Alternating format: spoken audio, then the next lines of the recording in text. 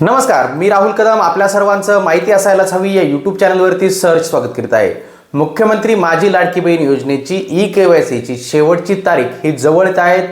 E-KYC करण्याची शेवटची जी तारीख आहे ती 18 नोव्हेंबर 2025 आहे। म्हणजे अवघे 5 ते 6 दिवस ई-केवायसी करण्यासाठी हे शिल्लक राहिलेले आहेत। अशा वेळेस ई-केवायसी आपण आपली झटपट घर बसल्या कशा पद्धतीने करू शकतो, कोणती काळजी घ्यायची याची सविस्तर माहिती जाणून घेण्याचा प्रयत्न आज आपण या व्हिडिओमध्ये करणार आहोत। आपण माहिती असायलाच हवी या यूट्यूब चॅनलवर पहिल्यांदा असाल तर हा यूट्यूब चॅनल नक्की सबस्क्राईब करा, त्यासोबत शेजारील बेल आयकॉन दाबायला विसरू नका। तर चला सुरू करूया आजचा हा व्हिडिओ। मुख्यमंत्री माझी लाडकी बहीण योजनेची ई-केवायसी पूर्ण करण्यासाठी आपल्याला या वेबसाईटवरती यायचं आहे।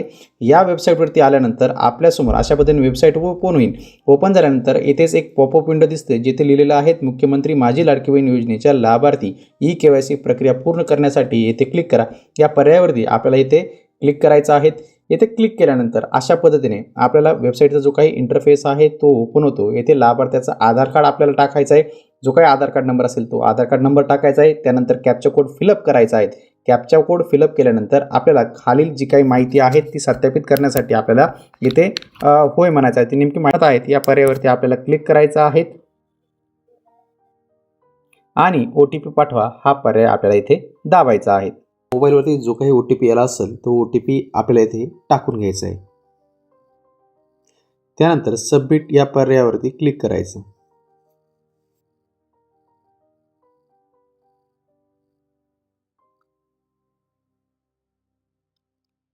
परत एकदा आपली सहमती द्यायची आहे आणि OTP पाठवा या पर्यायावरती आपल्याला क्लिक करायचं आहे। तुमच्या मोबाईल नंबरवरती जो काही OTP आला असेल तो OTP आपल्याला इथे टाकून घ्यायचा आहे। क्लिक करायचं आहे।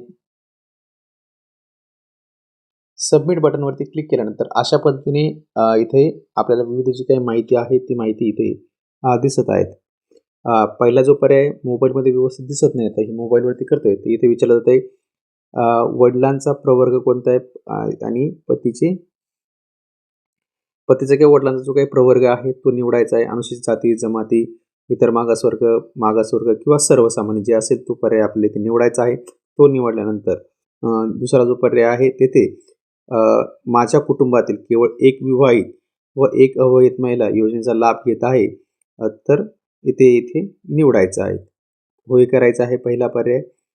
त्यानंतर जो काही अजून एक दुसरा पर्याय आहे की आपल्या घरात कोणी सरकारी नोकरदार आहेत का आणि त्याचा पेन्शनचा लाभ घेत आहेत का, तर घेत नाहीत असा पर्याय तर आपल्याला इथे सुद्धा आपल्याला होय हे निवडायचं आहे। म्हणजे दोन्ही पर्याय जे आहेत ते होय निवडायचं आहेत।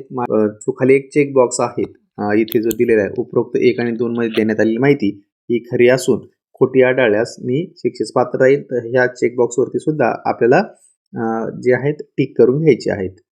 सबमिट करा या पर्यायावरती आपल्याला इथे क्लिक करायचं आहे। सबमिट या पर्यायावरती क्लिक केल्यानंतर अशा पद्धतीने जे आहेत आपली ई-केवायसी यशस्वीरित्या पूर्ण झालेली आहेत आणि आपल्याला इथून पुढे लाडकी बहीण योजनेचा लाभ हा मिळणार आहे।